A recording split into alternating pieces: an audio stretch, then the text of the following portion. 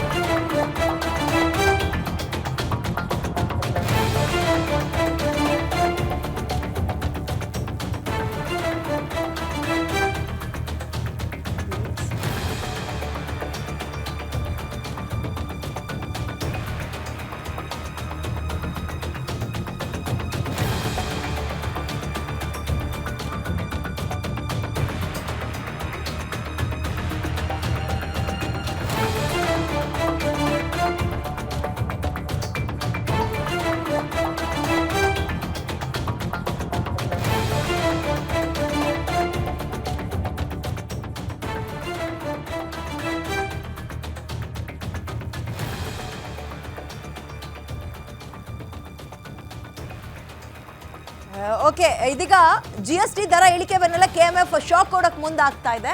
ಈ ನಂದಿನಿ ದೇಸಿ ಹಾಲು ಬಳಸ್ತಾ ಇದ್ರಲ್ಲ, ದೇಸಿ ಹಾಲು ಯಾವುದು ಅನ್ನೋದನ್ನ ನಿಮ್ಗೆ ಹೇಳ್ತೀವಿ. Blue colour orange colour packet ಅಲ್ಲ, ದೇಸಿ ಹಾಲು ಅಂತ ಸಪರೇಟ್ ಆಗಿ ಬರ್ತಾ ಇತ್ತು. ಇದನ್ನ ಬಳಸುವಂತವ್ರಿಗೆ ಈಗ ಶಾಕ್ ಎದುರಾಗ್ತಾ ಇದೆ. ಏಕಾಏಕಿ ದೇಸಿ ಹಾಲು ಲೀಟರ್ಗೆ 40 ರೂಪಾಯಿ ಏರಿಕೆ ಮಾಡ್ತಾ ಇದ್ದಾರೆ. ಇವತ್ತಿನಿಂದಲೇ ಹೊಸ ಜಾರಿ ಬರುತ್ತೆ. ಮೊದಲಿಗೆ 120 ರೂಪಾಯಿ ಇತ್ತು, ಈ ಮೊದಲು 80 ರೂಪಾಯಿ ಇತ್ತು, ಈಗ 120ಕ್ಕೆ ಏರಿಕೆ ಮಾಡಿದ್ದಾರೆ. ಅರ್ಧ ಲೀಟರ್ ದೇಸಿ ಹಾಲು 40 ಇತ್ತು.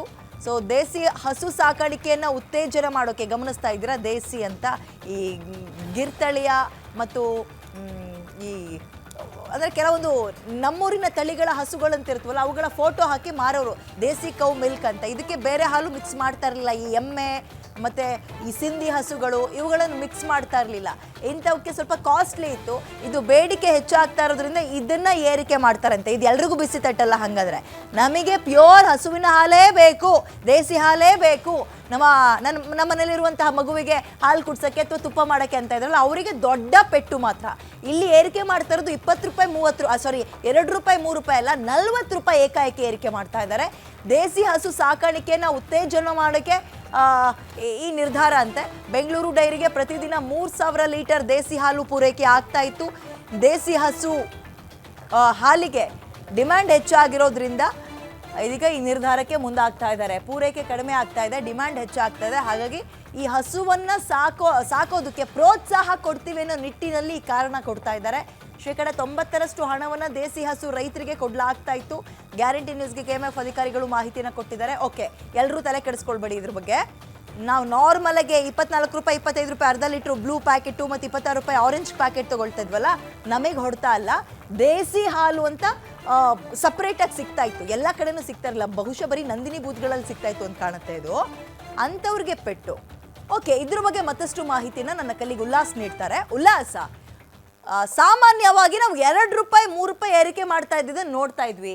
ಇದು ಏಕಾಏಕಿ 40 ರೂಪಾಯಿ ಯಾಕೆ ಮತ್ತು ಯಾರಿಗಿದು ಪೆಟ್ಟು ಬೀಳುತ್ತೆ? ಇದರ ಹಿಂದಿನ ಉದ್ದೇಶ ಏನು? ಡೀಟೇಲ್ಸ್ ಕೊಡೋದಾದ್ರೆ ವಿದ್ಯಾ, ಇದೀಗ GST ಒಂದ್ ಕಡೆ GST ದರ ಕಡಿಮೆ ಆಗಿತ್ತು, ಅದರ ಬೆನ್ನಲ್ಲೇ ಹಾಲಿನ ಉತ್ಪನ್ನಗಳ ಬೆಲೆನೂ ಕೂಡ ಕಡಿಮೆ ಆಗಿತ್ತು. ಆದ್ರೆ ಈಗ ಏಕಾಏಕಿ KMF ದೇಸಿ ಹಸುವಿನ ಹಾಲಿನ ದರವನ್ನ ಹೆಚ್ಚಳವನ್ನ ಮಾಡಿರುವಂತದ್ದು. ಎಷ್ಟು ಅಂತಂದ್ರೆ, ಈ ಮುಂಚೆ ಏನ್ ಸಿಗ್ತಾ ಇತ್ತಲ್ಲ 40 ರೂಪಾಯಿ ಸಿಗ್ತಾ ಇತ್ತು, ಅರ್ಧ ಲೀಟರ್ 40 ರೂಪಾಯಿ, 1 ಲೀಟರ್ 80 ರೂಪಾಯಿ ಸಿಗ್ತಾ ಇತ್ತು. ಅದನ್ನೀಗ 40 ರೂಪಾಯಿ ಹೆಚ್ಚಳವನ್ನ ಮಾಡುವಂತ ಕೆಲಸವನ್ನ ಮಾಡಿದೆ.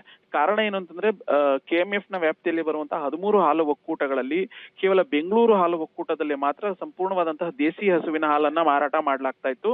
ಪ್ರತಿದಿನಕ್ಕೆ ಸುಮಾರು 1 ರಿಂದ 2 ಸಾವಿರ ಹಾಲು ಮಾತ್ರ ಕಲೆಕ್ಟ್ ಆಗ್ತಾ ಇತ್ತು. ಆದ್ರೆ ಇದೀಗ ಸಿಗ್ತಾ ಇರುವಂತಹ ಮಾಹಿತಿ ಪ್ರಕಾರ ಹಾಲಿನ ಉತ್ಪನ್ನದಲ್ಲೂ ಕೂಡ ಸಾಕಷ್ಟು ಕಡಿಮೆ ಆಗ್ತಾ ಇದೆ. ಅಂದ್ರೆ ಎಷ್ಟು ನಿರೀಕ್ಷೆ ಇತ್ತು 1 ರಿಂದ 2 ಸಾವಿರ ಲೀಟರ್ ಏನ್ ಹಾಲು ಸಂಗ್ರಹ ಆಗ್ತಾ ಇತ್ತು, ಅಷ್ಟು ಪ್ರಮಾಣದಲ್ಲಿ ಸಂಗ್ರಹ ಆಗ್ತಾ ಇಲ್ಲ ಅನ್ನುವಂಥದ್ದು ಗೊತ್ತಾಗ್ತಾ ಇದೆ. ಯಾಕೆಂತಂದ್ರೆ ಬೆಂಗಳೂರು ಡೈರಿ ವತಿಯಿಂದ ಇದಕ್ಕೆ ದೇಸಿ ಹಸುವಿನ ಹಾಲನ್ನ ಸಂಗ್ರಹ ಮಾಡ್ಲಿಕ್ಕೆ ಪ್ರತ್ಯೇಕವಾದಂತಹ ವಾಹನದ ವ್ಯವಸ್ಥೆಯನ್ನು ಕೂಡ ಮಾಡಿ ಆ ಮೂಲಕ ಹಾಲನ್ನ ಸಂಗ್ರಹ ಮಾಡ್ಲಾಗ್ತಾ ಇತ್ತು. ಆದ್ರೆ ಹಾಲು ಪೂರೈಕೆಯಲ್ಲಿ ಸ್ವಲ್ಪ ವ್ಯತ್ಯಯ ಆಗಿರೋದ್ರಿಂದ ಈ ಒಂದು ತೀರ್ಮಾನವನ್ನ ಕೈಗೊಳ್ಳಲಾಗಿದೆ ಅನ್ನುವಂತ ಒಂದು ಮಾಹಿತಿಯನ್ನ KMF ಕೊಡ್ತಾ ಇರುವಂತದ್ದು. ಆದ್ರೆ ಈ ಒಂದು ಹಾಲಿನ ಹಸುವನ್ನು ದರವನ್ನ ಹೆಚ್ಚಳ ಮಾಡಿರೋದ್ರಿಂದ ಕೇವಲ ದೇಸಿ ಹಸುವಿನ ಹಾಲನ್ನ ಯಾರು ಪರ್ಚೇಸ್ ಮಾಡ್ತಿದ್ರು ಅವರಿಗೆ ಮಾತ್ರ ಇದು ಶಾಖ ಆಗಿದೆ ಅನ್ನುವಂಥದ್ದು ಗೊತ್ತಾಗುತ್ತೆ. ಬಿಟ್ಟರೆ ಅದನ್ನು ಹೊರತುಪಡಿಸಿದ್ರೆ ಉಳಿದಂತಹ ಬ್ಲೂ ಆಗಿರ್ಬೋದು, ಆರೆಂಜ್ ಆಗಿರ್ಬೋದು, ಈ ಹಸುವಿನ ಅಥವಾ ಈ ಹಾಲಿನ ದರದಲ್ಲಿ ಯಾವುದೇ ರೀತಿಯಾದಂತಹ ವ್ಯತ್ಯಯ ಆಗೋದಿಲ್ಲ ಅನ್ನುವಂಥದ್ದು ಸ್ಪಷ್ಟವಾಗಿ ಗೊತ್ತಾಗ್ತದೆ. ಇದ್ರ ಜೊತೆಗೆ ಕೇವಲ ಈ ಒಂದು ದರ ಇದೆಯಲ್ಲ, ಇದು ಹಾಲು ಪೂರೈಕೆಯಲ್ಲಿ ಮತ್ತೆ ನಿಗದಿಯಂತೆ 2,000-3,000 ಹಾಲು ಉತ್ಪಾದನೆ ಆದಲ್ಲಿ ಅಥವಾ ಅದು ಡೈರಿಗೆ ಬಂದಂತ ಸಂದರ್ಭದಲ್ಲಿ ಹಾಲಿನ ಪ್ರಮಾಣವನ್ನ ದರವನ್ನ ಇಳಿಕೆ ಮಾಡುವಂತಹ ಒಂದು ತೀರ್ಮಾನಕ್ಕೂ ಕೂಡ ಮುಂದಾಗ್ತಿದೀವಿ ಅನ್ನುವಂತ ಒಂದು ಮಾಹಿತಿಯನ್ನ ಬೆಂಗಳೂರು ಡೈರಿ ಕೊಡ್ತಾ ಇರುವಂತದ್ದು, ಅಂದ್ರೆ ಬೆಮೂಲ್ ಕೊಡ್ತಾ ಇರುವಂತದ್ದು. ವಿದ್ಯಾ, ಓಕೆ, ಧನ್ಯವಾದ ಡೀಟೇಲ್ಸ್ಗೆ. ಈಗ ನೋಡಿ, ಮಲ್ನಾಡ್ ಗಿಡ್ಡ ಅಂತ ಒಂದು ತಳಿ ಇದೆ, ಗಿರ್ತಳ್ಳಿ ಅಂತಿದೆ, ಮತ್ತೆ ಈ ಹಳ್ಳಿಕಾರ್, ಹೀಗೆ ನಮ್ಮ ದೇಸಿ ಹಸುಗಳಿದ್ದಾವಲ್ಲ ಅವುಗಳ ಹಾಲನ್ನು ಮಾತ್ರ ಸಂಗ್ರಹ ಮಾಡಿ ಪೂರೈಕೆ ಮಾಡ್ತಾ ಇದ್ರು.